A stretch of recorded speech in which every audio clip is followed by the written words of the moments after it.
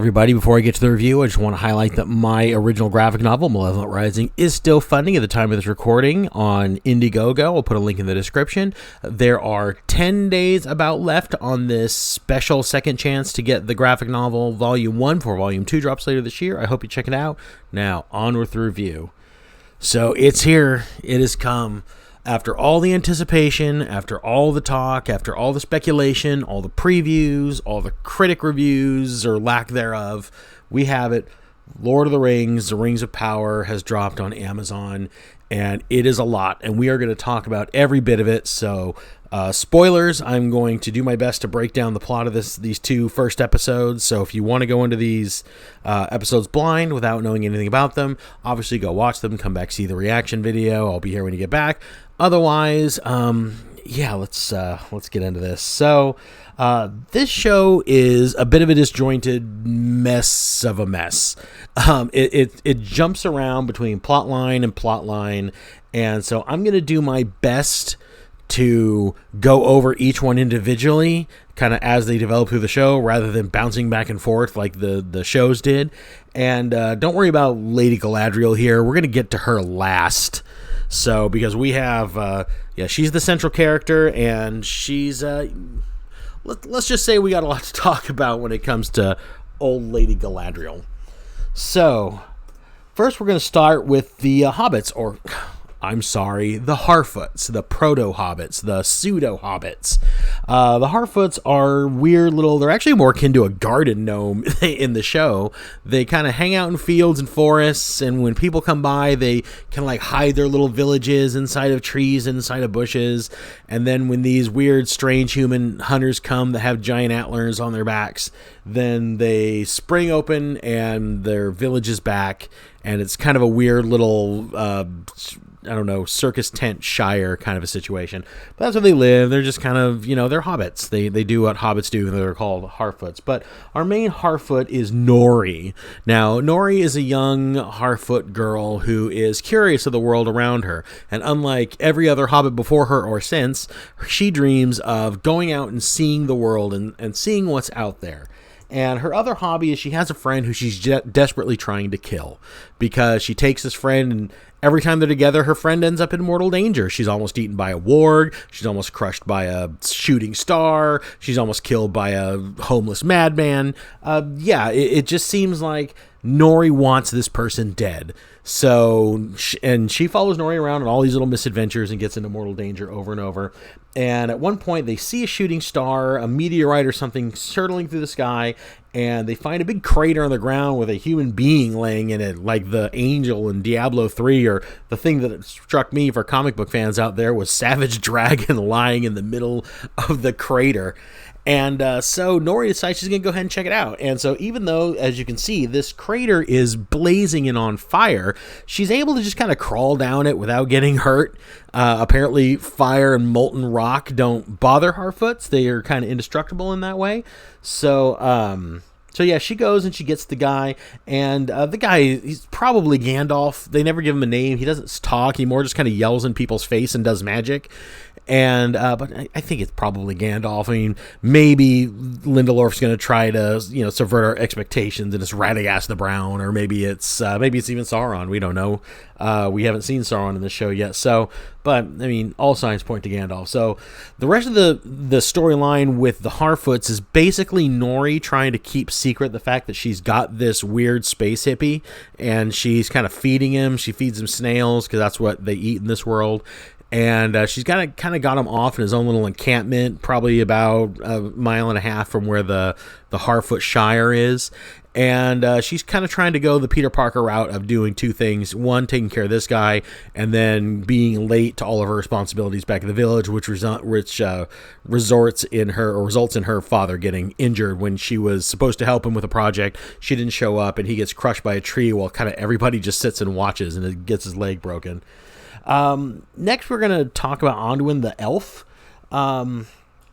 This character, he is an elf. He mans an outpost because we're in kind of this weird post-war time in Middle Earth where the War of the First Age happened, the elves defeated Morgoth, and now Sauron is kind of off with his troops or something. I don't know what they just, I guess, don't believe Sauron is a threat or don't believe he exists anymore, but they still think the threat of the orcs is out there. So they've got these outposts, and he mans one of them, and he watches over these humans, and he has a real soft spot for one of them in particular.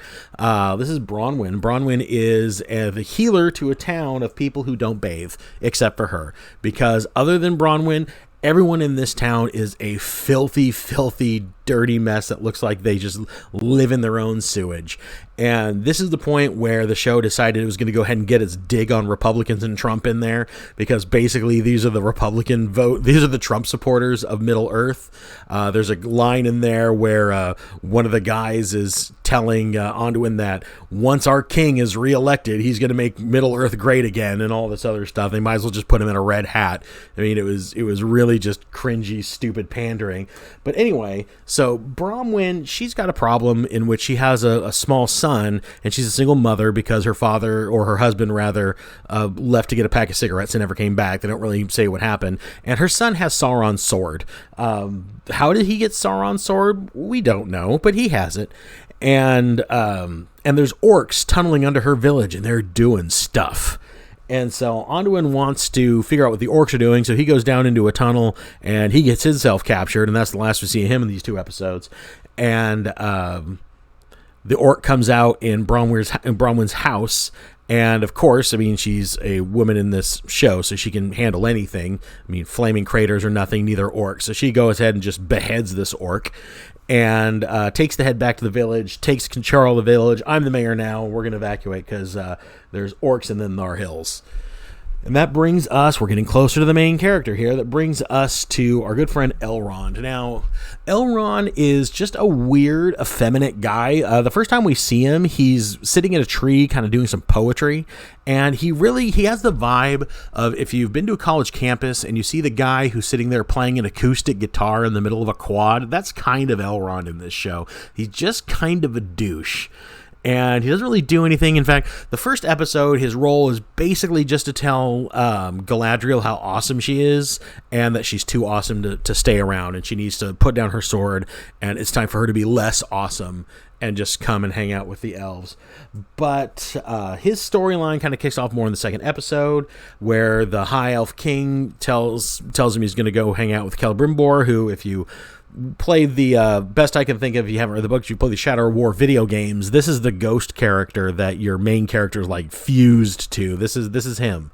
So and he needs Elrond's help because Elrond is going to build a forge, or Celebrimbor is going to build a forge. He wants to build the greatest forge that's ever been, and he needs it done quickly for some reason, which he won't get into.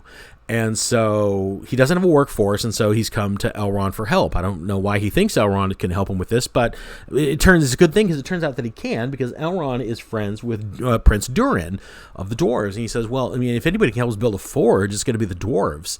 So I'm going to go ahead and we're going to talk to my friend Prince Durin here, who for some reason, I had to double check because I thought he was being played by Hunter Pence, the former outfielder for the San Francisco Giants.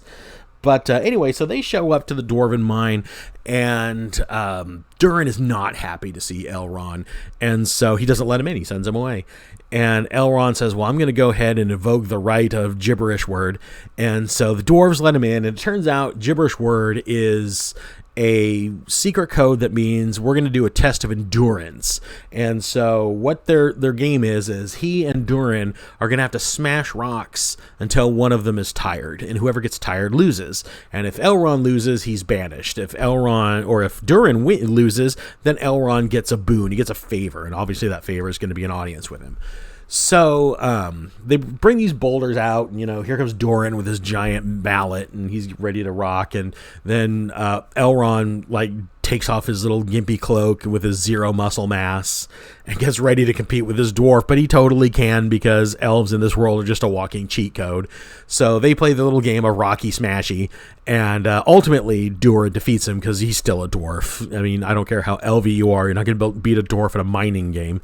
And It turns out that upon being escorted out of the building by Durin himself, that the reason Durin is mad at Elrond is because Elrond missed his wedding. And it's kind of a odd reason to shut off diplomatic ties with the most powerful nation in Middle-earth, but whatever, that's what he does. So he's mad and insulted that Elrond had missed his wedding, so he apologizes, and Durin doesn't really accept his apology, but it gets him a step in. He's like, okay, well, you apologize. I'm going to let you come in and meet my family. So I want you to apologize to my wife, too. And I want you to apologize to my kids for missing their birth. And so he does, and it kind of slowly, Elrond is ingratiating himself back, and Durin is finding a way to forgive his friend. And I really don't want to speak too badly about the Dwarven part, because if anything, this is the most entertaining part of the entire show. The Dwarves were probably the only part that felt even a little bit like Tolkien's world.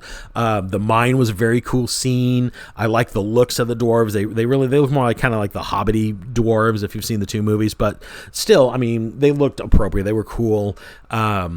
I actually liked Durin and his wife and his family. They were fun. They had a very, I don't know, just kind of old sitcom-y. They weren't really meant to be played as silly and fun, but he and his wife definitely have a fun, really cool relationship with each other. I mean, she doesn't need to tear him down, yet at the same time, she's not diminished in his presence. So they had a good mix. This one scene of the show was easy. For me, it was the highlight, I thought. Even over the little prologue where it shows the, eighth of a second of the battle of the First Age against Morgoth that you never see. The dwarves I don't want to talk too badly about, but let's move on. Let's get to the person of the hour, Galadriel. Galadriel is actually our main character, but I want to save her for last because her journey is wonderful, and I wanted to be able to spend the most time on that. So we meet Galadriel as a child where she's being bullied because she made a sailboat, and apparently this is something that only nerd elves do. So the jock elves throw rocks at her sailboat as she's trying to sail it down a stream. And then she's really sad about it. And so her brother comes and comforts her and tells her this weird story about why sailboats sail while rocks sink to the water, and does a bunch of foreshadowing of his own death because he then goes to Middle Earth to fight in the War of the First Age, and he gets killed. He dies fighting Morgoth. And or actually, I believe he dies fighting Sauron, because when they find him, he's got Sauron's mark on his shoulder, on his body. This little CSI scene of him in like a crime lab, and like, oh, he's got a weird M on his shoulder. I wonder what that means. And so now we jump forward a couple hundred years, and Galadriel is now this big Xena warrior princess badass, and she's leading a company of dwarves on a hunt for Sauron. They've been hunting for Sauron for like 200 years. They haven't found hide nor hair of him or an orc or anything, but they keep searching for it because she just knows. She knows the core of her being that Sauron is still out there. And I mean, and what evidence could they possibly have of this other than they saw him in the war and didn't defeat him? I don't understand why this isn't every elf's priority, or at least they're not preparing for him to return, because they know he exists. They know he's there. They saw him in the original war, and just because he's not around now, they just kind of figure he got bored and died. And so she's hunting him with a company of elves who just want to go home. They're kind of whiny. They keep telling Galadriel, "We're cold. It's not fun out here. We want to go home, Galadriel. We're not as stunning and brave as you." And as they're complaining, they come across a big like fortress of the ice. It was very Lich King, World of Warcrafty, and they investigate that, and they find that same mark, that same M that was on her brother's shoulder is inscribed in this castle. As they're trying to figure out that mystery, an ice troll shows up and just lays waste to most of Galadriel's men. Just in a matter of seconds, he's crushing them with boulders. He's throwing them around like rag dolls, slamming them against walls and crushing them. And I mean, it looks like the elves are screwed, but they got Galadriel with them, and they probably didn't know that Galadriel is basically the one from the Matrix. And she slides in there and does a bunch of Neo moves and just basically cuts this troll down in a matter of seconds. I mean, it's not even close. And that's it for the troll. So it was really hard. This is the beginning of my problem with Galadriel's character. I'm not even going to get into the fact that she is not the Galadriel from the books or the movies. They've completely changed her character, made her just this generic warrior princess. But she is so overpowered that you can't see this world through her eyes. She is a completely unrelatable being. I mean, even when you take an overpowered character, like let's compare her to Superman for a second, because that's essentially what she is in this show. Superman you relate to because he's got foibles. He doesn't really have, he's got kryptonite, but he doesn't really have weaknesses, but he has problems. He's awkward. He's awkward around Lois. He doesn't really fit in with people. He's kind of, Clark Kent is still his main person, is mainly who he is. I mean, yeah, he overplays it to cover up the fact that he's Superman, but when he's trying to interact with regular humans on their level, it's almost like he doesn't really understand it. He has trouble with it. He has to concentrate to be one of us. It's part of his thing. And then when he's Superman and he's fighting an adversary, he doesn't just mow down people like they're not a problem. I mean, the things that he goes up against are a challenge to him. So even with all his power, his adversaries can match his power. So we can still root for the character. We still get behind the character. If this woman, just for the sake of argument, besides the fact that she can take out a troll, which, if you remember the original Lord of the Rings trilogy, it took the entire Fellowship, the entire crew, to barely take down a dwarf, and they almost got killed. She's able to take them down in less than a minute flat with zero effort. And how are you going to relate to a character like that? If your hero's not afraid of the perils of her world, why are we? Why should we be afraid of it? Why should we sense any danger from this world when clearly the greatest of threats can't challenge her? I mean, she's hunting down Sauron almost single-handedly. She's got like 10 people with her. What's she going to do when she finds this guy? This guy could topple armies, but she's not worried about it apparently. So why should we be worried about it?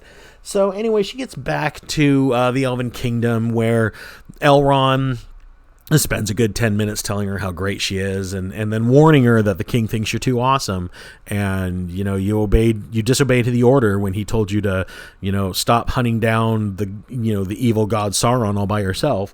But she decides to shrug her shoulders at that and goes in, talks to the king, but the king actually has a ceremony for her and her warriors and says, okay, well, you've been on this mission for 200 years to find Sauron or any trace of him and destroy it. You haven't done any of that, so you basically wasted 200 years, but you're still awesome, you're still brave, you're still Galadriel, so I'm going to go ahead and reward you guys, and I'm going to I'll give you leafy crowns and send you back to the Elven lands, to the immortal shores, where you're going to be able to live the rest of your lives forever, and your war is over. The war is over. I'm declaring the war done, and I can't have a warrior as awesome as you here keeping the war going. So he's sending Galadriel away because he wants to declare a time of peace, and he can't do it with Galadriel still shouting war. And they get on a boat like at the end of the Return of the King, and they're going to sail off to the immortal shores. And Galadriel, she just doesn't want to go to the immortal shores. She has this nagging sense that her brother is still, after 200 years, she hasn't got vengeance for her brother because Sauron still draws breath. So I cannot make this up. They're about to go through to the Golden Shores. They're in the middle of the Sundered Sea. So basically picture the Atlantic Ocean. She's in the center of the Atlantic Ocean, having just left, South Africa or Australia. And she jumps off the boat and is kind of bobbing there in the middle of the sea, and then just starts swimming her way back. She's going to swim the distance of the sea back to the shores of Middle-earth to get revenge for her brother. Okay. So, so she's just swimming down the ocean, and then lucky for her, a boat shows up. I mean, what are the odds? You're a single human being swimming in the ocean, and here comes this shanky raft, and it comes and rescues you. And there's this, it's odd because I watched the scene twice, trying to figure out what happened. So she gets rescued by this raft, and originally they don't want to bring her on because they don't trust her. These guys are obviously castaways of some kind. And but somebody says, no, we're going to bring her aboard. So they bring her aboard, but then they find out she's an elf, and now they're upset. And then they look at the horizon, they think they see a ship coming, but it's actually a sea serpent. It's the sea serpent that destroyed their original vessel. And so it shows up, and it just tears the boat in half and starts devouring people. And Galadriel just bravely swims away. She just jumps off the raft. She's like, good luck with this, guys. And she starts swimming back to Middle-earth. And then as she's swimming, the same raft comes and rescues her again. It just has fewer people on it. I was pretty sure I saw the raft get completely annihilated. I watched the scene twice. This this giant sea monster just launches it in the air and tears it to shreds. But here it's back with this guy on it, one guy who's a survivor, and she even kind of like, as soon as he rescues her, he brings her on board, she just like starts being a complete and total dick to him. She's kind of like, oh, well, what kind of a man leaves his friends to be killed by a sea monster? It's like, I don't know, you just did that. We saved your life. So yeah, their whole interaction is complete nonsense to me. But in the span of their conversation, he reveals that, my village was taken out by orcs. And now she's like, orcs? Well, now you have my attention. I got a big revenge boner for orcs. You tell me where you're from, and we're going to go kill them. I'm going to take revenge. And then he's like, well, I don't think you can get revenge on a whole army of orcs that can, wipe out an entire kingdom. And she's like, I'm Galadriel. I can get revenge on all kinds of things. So, that's kind of going to be their quest, as he's going to lead her to his kingdom that was destroyed by orcs, and she's going to get more revenge. And there you go. That is the nonsensical, dumber than a bag of used boots plot of the Rings of Power episodes 1 and 2. Now, when I watched this, I was taking a bunch of notes so that when I did this review, I would remember the details of what happened. And I went back this morning after watching it last night and reread my notes, and it was like I was reading something that I had written in my sleep during a fever dream. I mean, this show is so disjointed. Now, I understand it's a bunch of separate narratives that are supposed to have the similar theme of this like rising evil, this slowly creeping, crawling chaos that is engulfing the land. But they don't really do a good job, because the creeping, crawling chaos looks so different in all the storylines. It's hard to believe that these things are connected. And yeah, I mean, you could probably draw a bunch of spider webs and connect them eventually by the end of the however many episodes this season is, or however long they plan on drawing this crap out. But it just comes across as it's like you're flipping channels between 3 different shows that are just all kind of taking place in the same world, because the story of Galadriel and the elves, and the story of Bronwyn and the story of the Harfoots, they not only don't seem connected, they're very tonally different from each other. It's like they were written by different writers and directed by different directors, and I know that wasn't the case. And but the one thing is, I was going through and I was just trying to boil this down to a more succinct review, and just try to come up with the theme of the show. The best theme that I could come up with was strong female character. Strong female character who's also whimsical. Strong female character who's unbeatable. Everyone in this show is the exact same girl boss archetype. They all are. They just have a couple different little quirks about them. One's kind of funny, one's more maternal, one's just this unbeatable warrior of vengeance. But it's all just these things. All of them come from the same spot.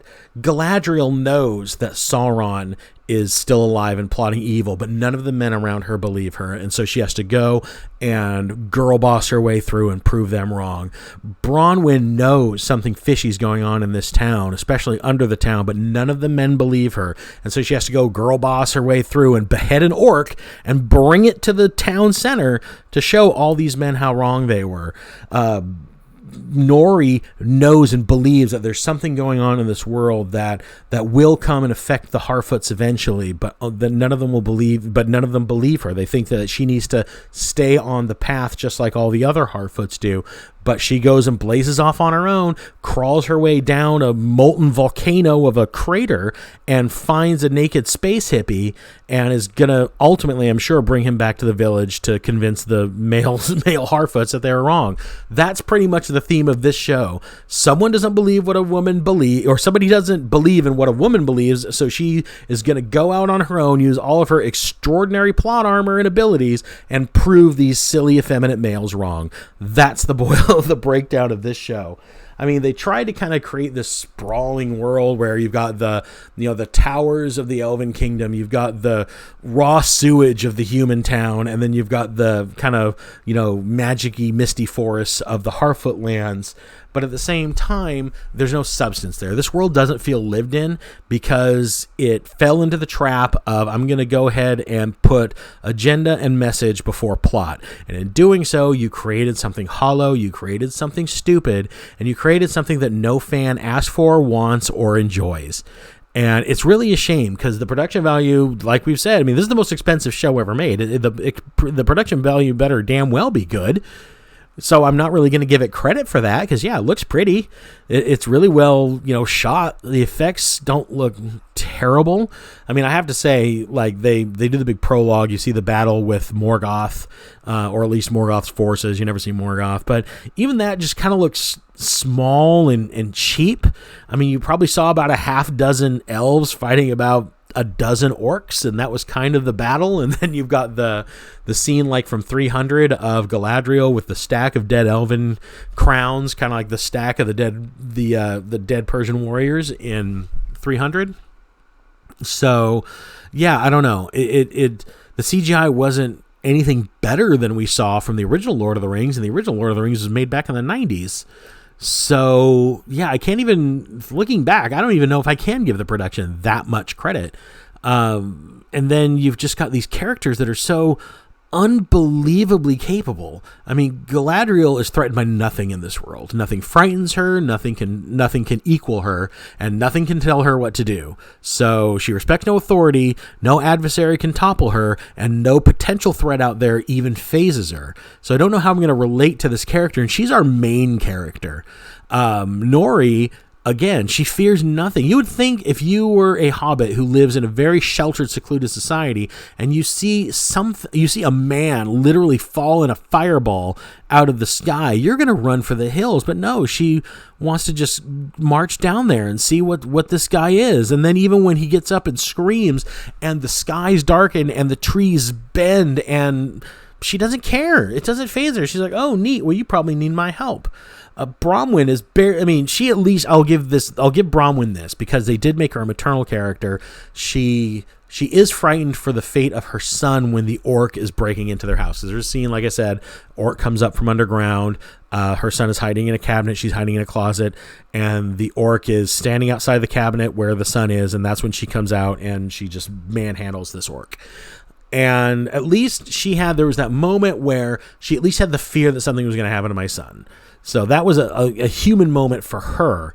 But at the same time, I mean, a housewife and healer versus an orc warrior? I mean, I can see that one. That's probably the one that makes the most sense, just because she's got, adrenaline and everything behind her. It's not Galadriel swimming across the entire sea to get back to Middle Earth. It's not that ridiculous. So, yeah, ultimately, though, this show is just stupid. It is dumb. It is it was only 2 hours of my life, but I have to say, after watching it, after getting through the last episode, I felt like I had been watching the show for 5 hours. Like I had just watched one or two of the extended versions of the original Peter Jackson movies. I don't understand, with as much money as they spent, why they couldn't get Peter Jackson just involved. And he knows this world. I mean, they got the guys who gave us the worst of the new Star Trek movies and the last season of Game of Thrones. Why did they think this was going to work out? I mean, honestly, what combination of, we're going to get some of the worst writers and worst producers to create this show, and then we're going to completely abandon the source material. What network executive saw this recipe and thought, this is going to be a smash hit that the fans will love? I just don't understand. I don't understand how this show even exists. But, yeah, I'm just going to leave it there. I've got more to say. There's a bunch of other just nonsensical stuff that happened, but this video would be 6 hours long if I tried to rationalize everything that happened in this show. So let's talk about it. Did you watch the show? Did you like the show? I want to know if you watched it. Let me know if you were a fan of the original Lord of the Rings or not. So, like, if you saw the movies and really liked them and then saw this show, or maybe you weren't a fan of them and then you saw this show, which is a very different take, kind of what your opinion of the two against each other are. I mean, obviously, I think the movies are masterpieces and far better than this dreck. But let's talk about in the comments below. While you're down there, do the usual stuff. Hit like, subscribe, share the video with your friends. Be sure to comment. It really helps that algorithm get this video out in front of more people, helps the channel grow. And please do think about checking out my book on Indiegogo, Malevolent Rising. Again, link in description. And I'm going to leave it there. This has been an exhausting one. I'm going to try to rest and recuperate, having experienced this just a horrible piece of media. So I will talk to you in the next video. Bye.